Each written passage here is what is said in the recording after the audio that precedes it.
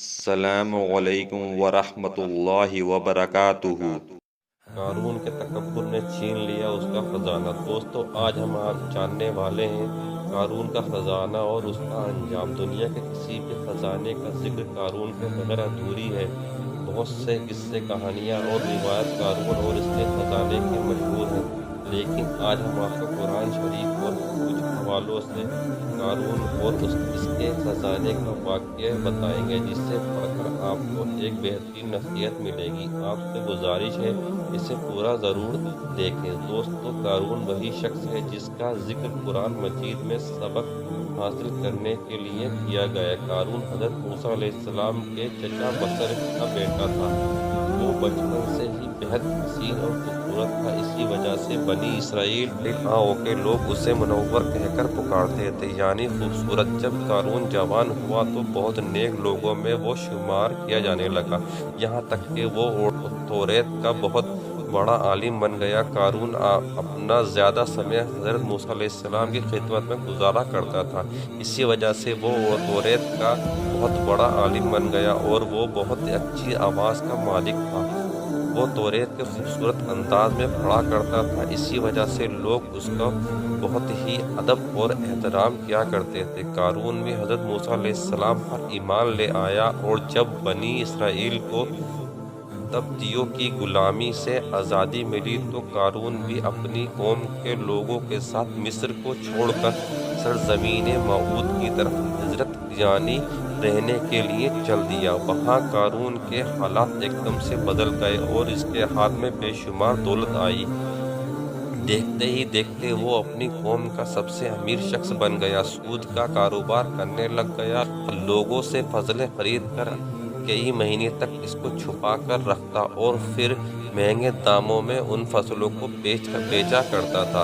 پھر وہ ایسا امیر ہو گیا کہ اس کے خزانے کی چابیاں 300 اونٹوں اور خچروں پر لدی جاتی تھیں، اور ہر چابی چمڑے کی ہوتی تھی جو ایک خزانے کی چابی ہوتی تھی۔ تاریخ میں لکھا گیا ہے کہ قارون سے زیادہ دولت اور شہرت کسی شخص کو نہیں ملی، جس کا ذکر اللہ تعالیٰ نے قرآن شریف میں کچھ اس طرح سے کیا ہے: بے شک قارون موسیٰ علیہ السلام کی قوم میں سے تھا، پھر اس نے قوم پر ظلم کیا اور ہم نے اس کو اتنے خزانے دیے جن کی پونجیاں اٹھانا ایک طاقتور جماعت پر بھاری تھی۔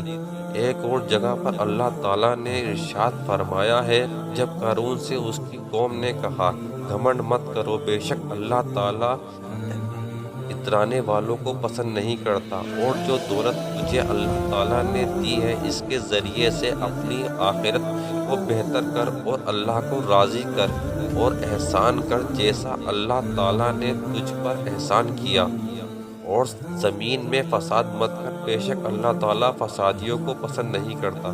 قرآن شروع میں حضرت موسیٰ علیہ السلام کے ماننے والوں میں شامل تھا۔ ایک دن اللہ تعالیٰ نے حضرت موسیٰ علیہ السلام کو زکوٰۃ کا حکم دیا۔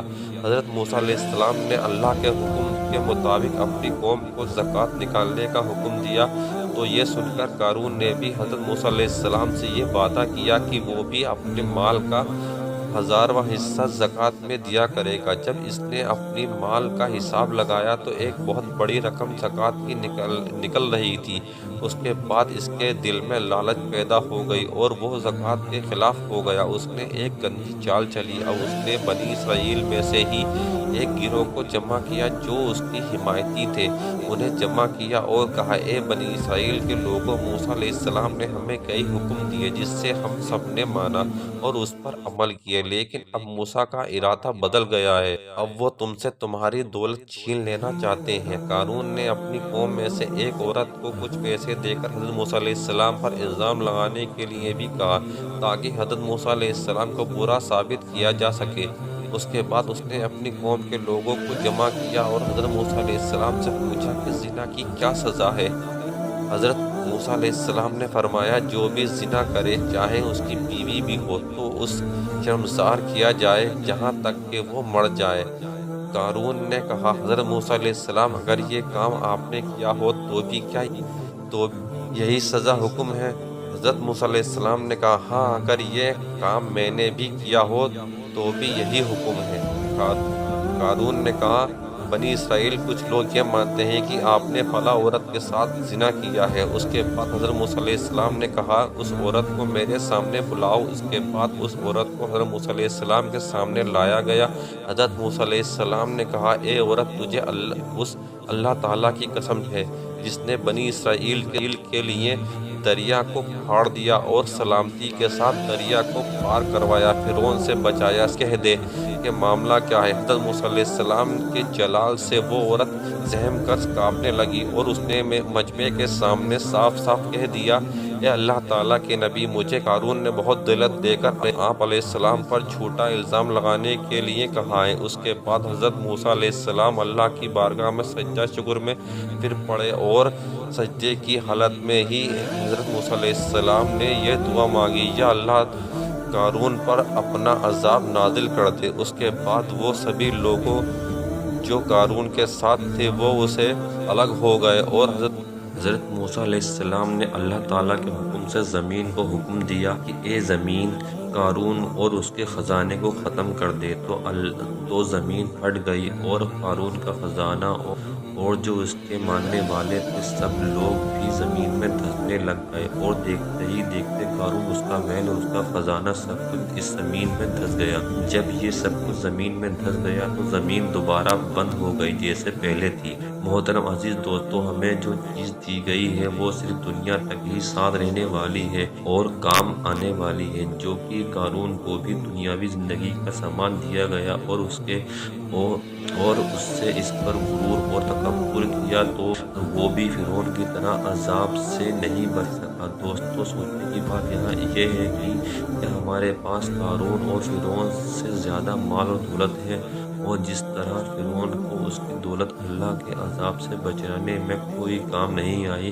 दोस्तों, आपको ये कारून का ख़जाना वाक़या और इसका अंजाम पढ़कर क्या सबक मिला, हमें नीचे कमेंट में ज़रूर बताएं। आपसे गुजारिश है कि इस वीडियो को उन लोगों तक शेयर ज़रूर करें, साथ ही हमारे चैनल को सब्सक्राइब कर लें।